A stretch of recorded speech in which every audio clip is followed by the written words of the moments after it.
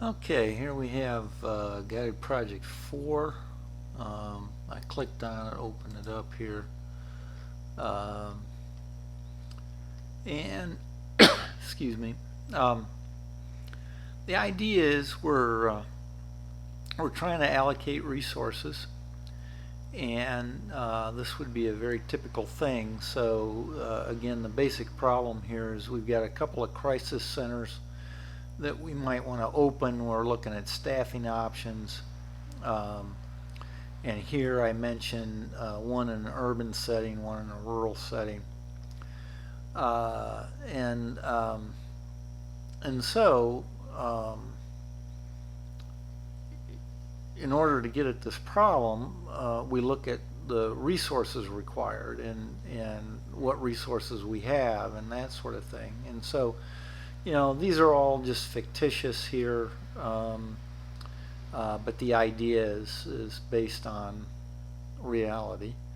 Between the two centers, maybe we know we'll have a budget that we could hire 15 counselors or staff it with 15 counselors to serve our populations or respective populations. Now rentals here, I'm envisioning this as like monthly rental for the space, something like that. You need office space, you need clinic space, and that it may be a rental fee, or it may be that it's been purchased, but there's still a monthly cost to operating the or just having the space. And so maybe you're paying off a mortgage or something for the two centers. Then transportation.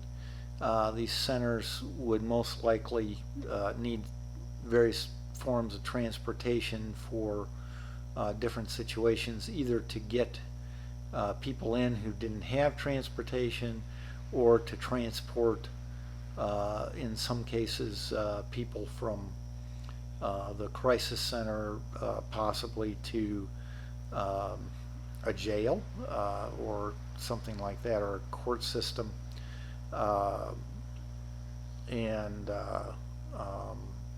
So there would be transportation costs. And then the operations, that's things like salaries for not only just the counselors, but for janitorial staff and office support and staplers and things like that. So these are just some budget numbers, mostly chosen to make the graphing work out nicely, so that it wasn't real difficult to see what was going on. But again, the idea here is very real. This is exactly the kind of thing you would need to do to try to determine your options in staffing and bringing up these crisis centers into working entities. Okay, so we'll need to translate all this into some sort of algebra, and to do that, we have variables, but variables stand for actual things, quantities. And so here, the first idea is to call the number of counselors at the urban center, say X, and similarly the number of counselors at the rural center as Y. We could have done them the other way around. We could have named them U and R,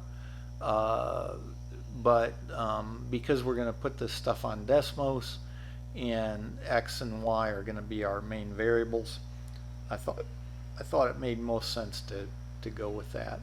And what we see here from our budget stuff is the number of urban counselors and the number of rural counselors. The sum of those two can be no more than 15 counselors. It says so right up here. And so if this number is X and this number is Y, then we can translate this idea into an inequality, which is what we're studying in this particular section, this module. And we've got that X plus Y must be no more than or must be less than or equal to 15. And so that's where an inequality comes from, is just a reality in something like a budget for resources. And so we have that one. Similarly, if we name, the amount spent here, so then we look at the rentals and we could talk about the amount spent on rent in the urban setting, in the amount spent in the rural setting. Well, those can't be any more than $35,000. Transportation costs, this is probably per month. I don't know that that was ever said in all of this stuff anywhere, but the transportation cost between the two. So we would have, so here we're saying rental, we'll call it R sub U and R sub R for rural and urban. And the two of those added together have to be less than our 35,000. Do something similar with transportation, transportation for urban, transportation for rural. Add those together, they need to be less than our $5,900. And then finally our operating budget for things like salaries and office supplies and all that. So we've got O sub U, the amount spent in the urban centers, the amount spent in the rural centers, O sub R. Add those together, they can't be any more than our total $555,000. And so we can write those four things down and we would have this. And now actually, and this is what I say here, is if this is all you got, it's not really going to be very helpful, because I kind of knew this anyway, right? I knew that the two staffs had to be less than or equal to 15 counselors. I knew I couldn't spend more than $35,000 on rent, no more than $5,900 on transportation, and no more than $555,000 on operations. So, I mean, this is stating it algebraically, but I haven't really gained much yet. This is where the previous modules come in, is that in particular in module 2 we looked at proportional relationships, and it's very possible, now they may or may not be proportional, they may be linear relationships as we had in module 3, but what we're going to assume here is proportional relationships, just to make our life easier. And so we have data, and we can relate then our rent to the number of counselors we need, and we can relate our transportation costs to the number of counselors we need, and operations to the number of counselors we need. Just like back in module 2, we could relate all our times to the miles. The buses went some number of miles, but they had a different time than driving and different time than biking. But the miles were the basic idea, and we put everything else in terms of them. Well, see here, what we'd like to do is put this R sub U, R sub R, and so forth, all those variables in terms of X and Y instead of all those. And then what we end up with is just these two variables, and that we can do something with. So here, I don't make you go through this. We could, I could give you these data and say, basically produce these relationships. But we've done that. And so we're just trying to get an idea of then, how is that used that we did in module 2? Well, it's used like this. And so we can come up with that my R sub U, the rental cost for urban settings, is about 3,000 times the number of counselors. So for each counselor, I'm probably going to need to assume about $3,000 rent in the urban setting. And we see that from our data here, and I've plotted the line, and so we can see that, yeah, that works like it did in Module 2. And so there's not really anything to do here. It's giving you the answer, okay? But it's trying to go back to Module 2 to show why was Module 2 important. And Module 2 is important because we need to, we've got this idea, but now how do we relate these different variables? Because if I can't relate those variables, I really can't do much. So I really need to be able to come up with these sorts of relations. Okay, so I do that. Here's the urban settings. So these are for the urban centers. And the idea would be that, there are probably other urban centers or other similar facilities in other places that you could get data from, and you would, get these data and then do like we did with the drive time and drive miles and come up with a model. And so we have that model. And so that's what we've gotten there. But now you see, and in here I say, well, we could do the same thing with data for the rural centers and get all these 6 relationships for these 6. There's 2 variables, whoops, that's a lot, 2 variables. So 6 variables that we can all get in terms of the 2 variables, X and Y, the number of counselors at urban centers, number of counselors at rural centers. And then you see instead of using R sub U back here, so there's R sub U, if I can get it highlighted the right way, right? R sub U plus R sub R is 35,000. There's less than or equal to 35,000. Well, R sub U says here I could write instead as 3,000x. Oh, so I do that. And I've got 3,000x, and then similarly plus 1,000y for the rural centers has to be less than 35,000. So now, by making those substitutions, I've got these 4 inequalities. And those 4 inequalities, well, they're better than they were, because now instead of having 8 variables showing up in here, I only have 6. And now though, I can go up here and do the same kind of substitution with the transportation and the operation costs. And I leave that for you to do, but I have these. So now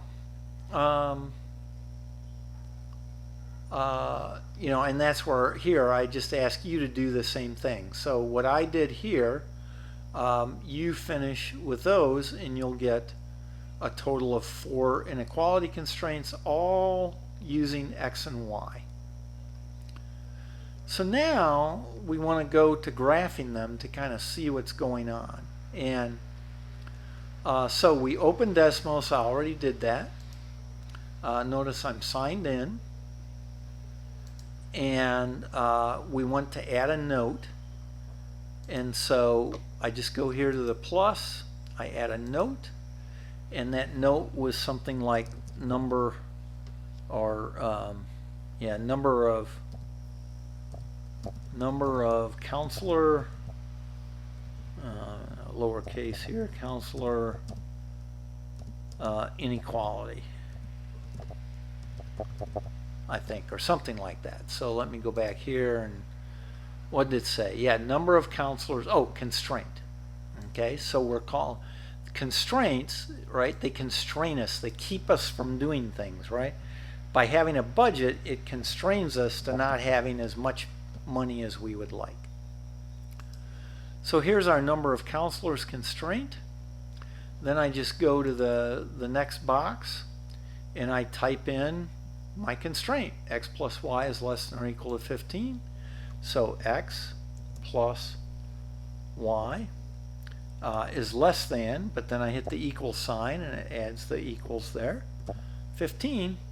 And you see it became this red. Well, if I zoom out a bit with my mouse here and kind of move in, right? Negative doesn't make sense. I'm not going to have a negative number of counselors. Okay, so I can get something that looks kind of like this. Now I can mess with this even more if I go up to the wrench here and the x. So right now x goes from minus 3.6. That looks fine. I don't know. I could make it minus 1.6. But then only go over to maybe 18 or 19 or something like that, and see if I do that, then here's my x and y axes. So y axis, x axis, so x variable, y variable, less than or equal to 15. That's everything over here. Because what I do is I plot, basically, remember that I plot x plus y equals 15. See, that's that blue line. But then to get the less than or equal to, I check on each side and just check a point. 0, 0 is very easy to check. Is 0 plus 0 less than or equal to 15? It is, and so this left side over here is shaded. Okay, so so there's my inequality, and I have that. Okay, then and this says so. It should look something like that, and it does. And I went up here and I messed with the wrench to make the x-axis a little better than it was, but what I have here is fine, which is kind of what I started with up there before. Now the rentals inequality, I want to do number of counselors constraint. I've got that, and it says turn that off. Well, okay, all I got to do is turn that off is click on the circle and see it disappears. And then it says add rentals constraint. I don't know if I can copy and paste that. I'll do a Control-C for copy. Then I'll come down here. I need to add another note. I'll try Control-V, and it nicely it pasted right in there. And then I could try the same thing here with copy and paste. Typically I find it doesn't work as well, but let's try it. But I can certainly just type it in there. But let's see. So there I pasted in. Oh, it worked great. So I just copied and pasted it in. Again, I'll zoom out quite a bit here to get that whole constraint in. And so I've got that. And you see, yeah, it looked kind of like that.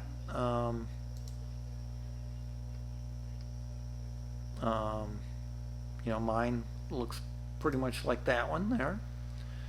Then it says, okay, let's add the non-negativity, because it makes no sense to talk about negative stuff back in here. That makes no sense. So I'm going to add in the non-negativity constraints again.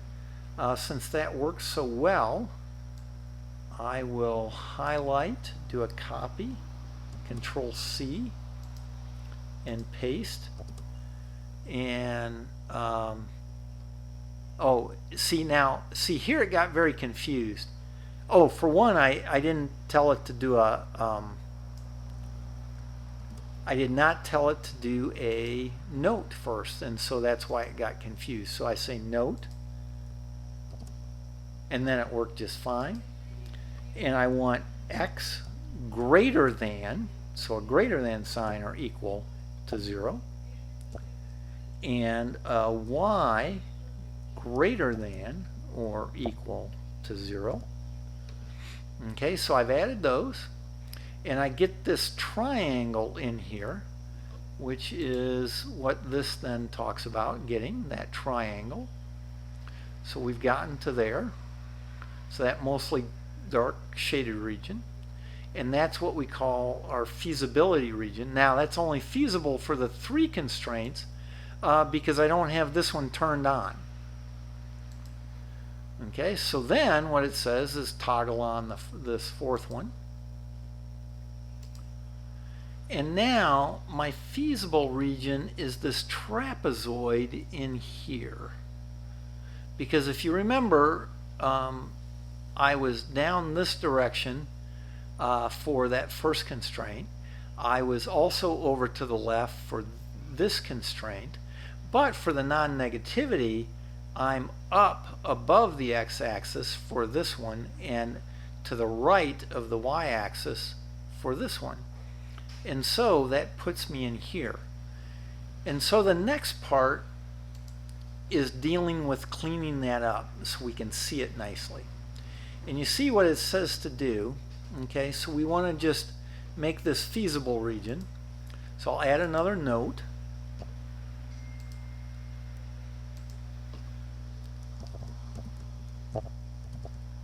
Feasible region.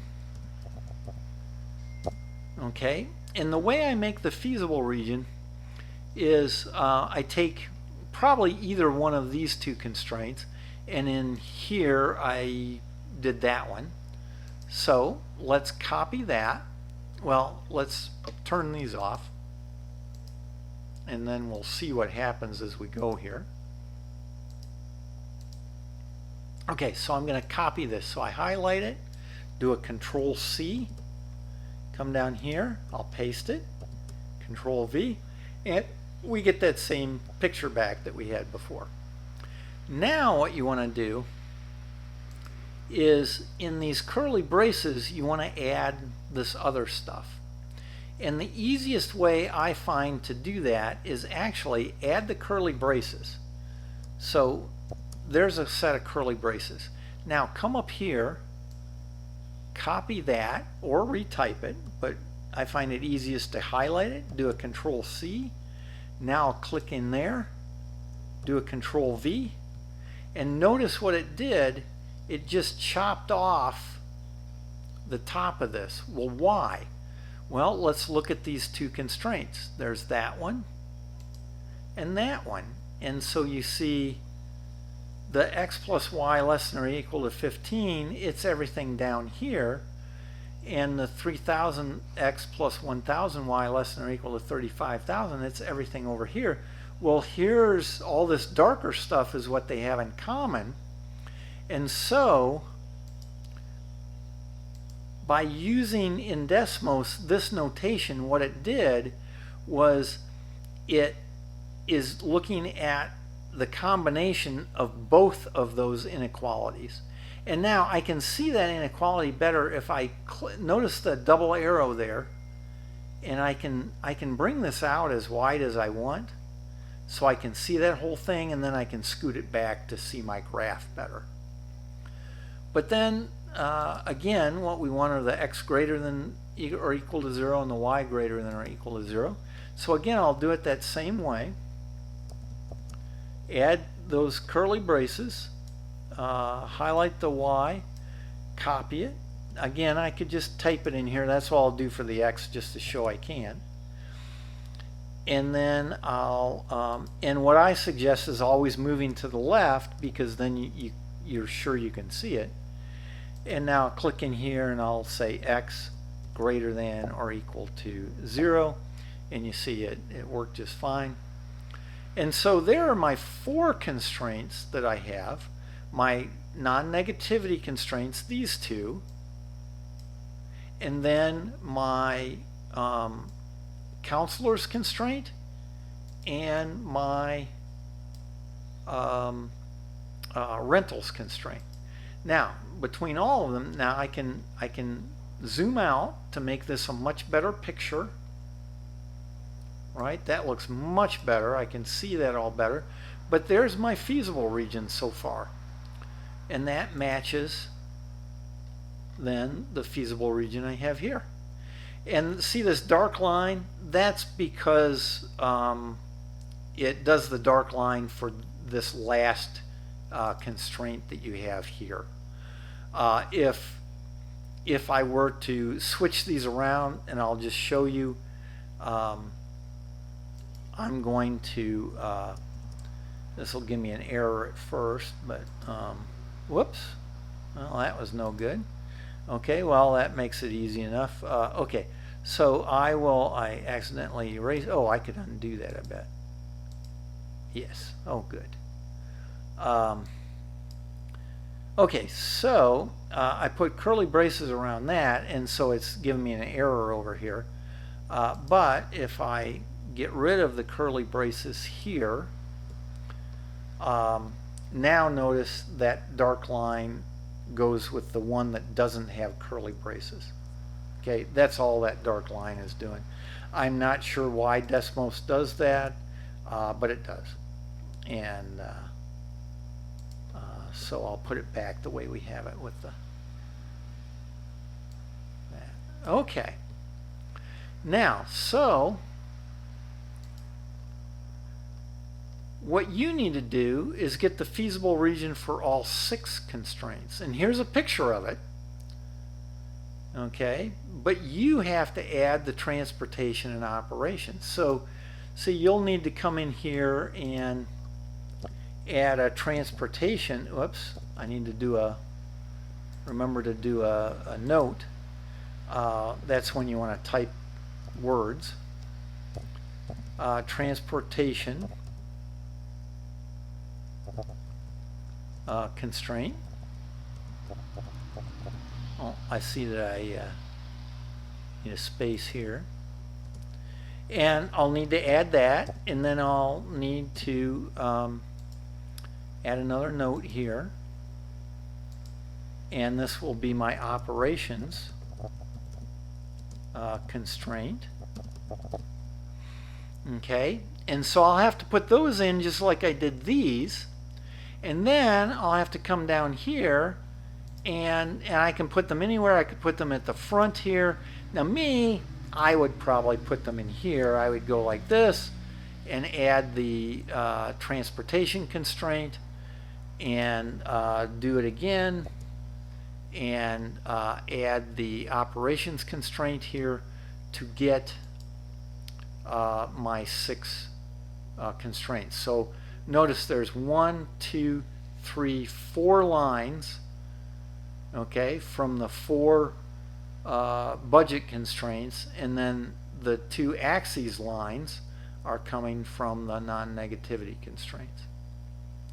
And see here, I made everything much bigger. You know, once I got everything typed in, I kind of pulled it back over this way to just kind of see it a little better that way, but more in the center.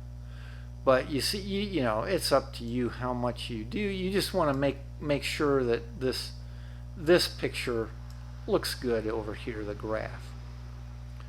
Okay, so you'll need to add those 2 constraints to finish off the full feasible region.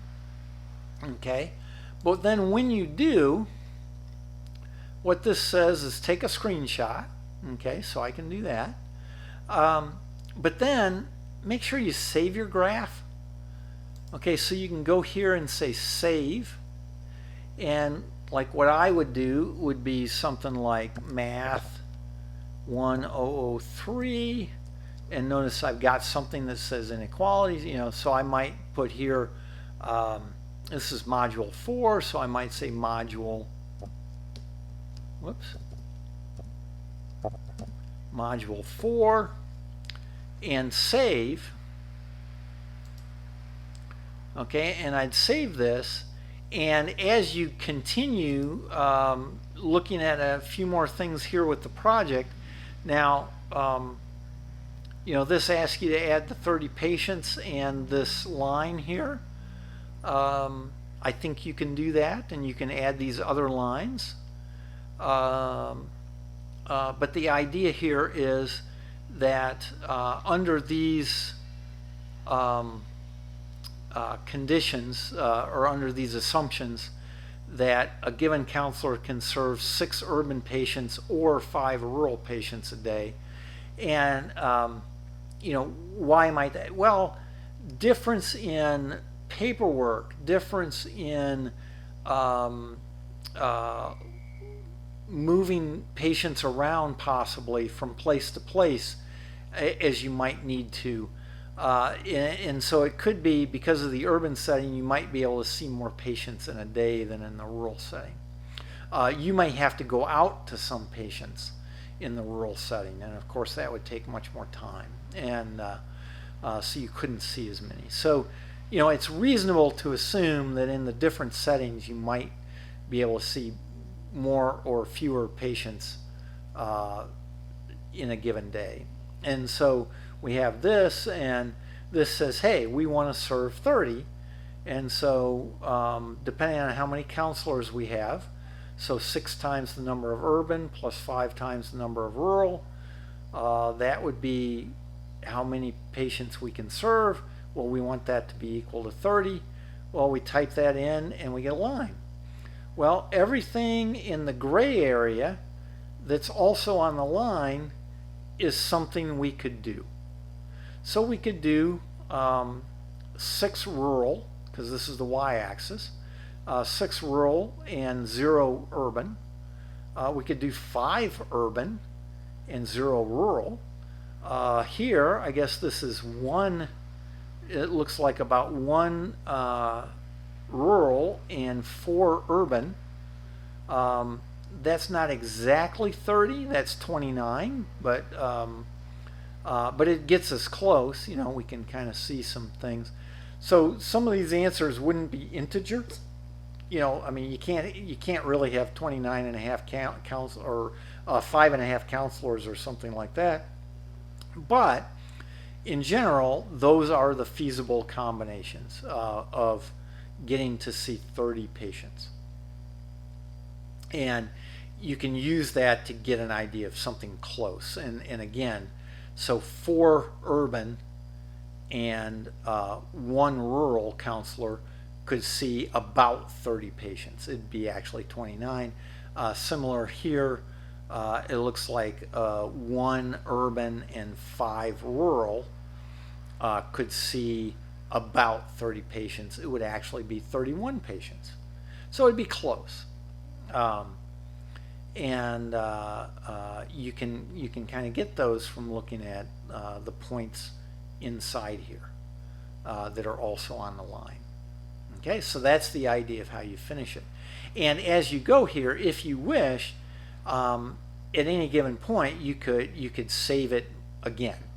So you could save all of these that you added to it. Okay, and then you'll take a screenshot. You need to answer some questions thinking about this, what this stuff means, and then do your write-up. Okay, so not too bad, but it does get, in trying to produce this picture, it gets a little rough with this, but hopefully as I've gone through the video that's helpful, and that'll do it for you. Okay, so we'll call this done.